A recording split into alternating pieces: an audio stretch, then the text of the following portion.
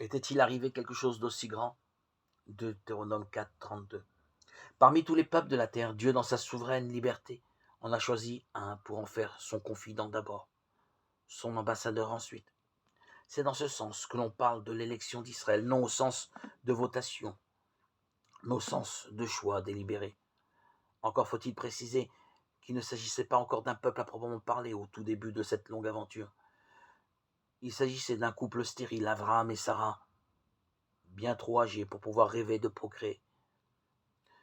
Mais Dieu en avait ainsi décidé, la descendance promise au patriarche a vu le jour. Une descendance consciente de bénéficier à tout jamais de ce choix gratuit de Dieu. Méditant sur cette expérience unique, le livre du Deutéronome prête à Moïse des paroles émerveillées. Est-il arrivé quelque chose d'aussi grand?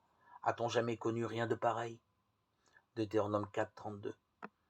Et il détaille les événements qui furent pour Israël la preuve manifeste des interventions de Dieu en sa faveur. Est-il un peuple qui a entendu comme toi la voix de Dieu parlant du milieu du feu? Est-il un Dieu qui ait entrepris de se choisir une nation, de venir la prendre au milieu d'une autre? Comme tu as vu le Seigneur ton Dieu le faire pour toi en Égypte. Les lointains descendants d'Abraham comprennent très bien ces évocations de la sortie d'Égypte, terre d'esclavage, d'oppression, de génocide. De la conclusion de l'alliance au Sinaï, vous serez mon domaine particulier parmi tous les peuples. Vous serez pour moi un royaume de prêtres, une nation sainte, Exode 19, 5, 6, du don de la loi. Sans compter la sollicitude de Dieu tout au long de la difficile traversée du Sinaï jusqu'à l'entrée en terre promise. Comment ne pas rendre grâce avec le psaume 147? Il révèle sa parole à Jacob, ses volontés, ses lois à Israël.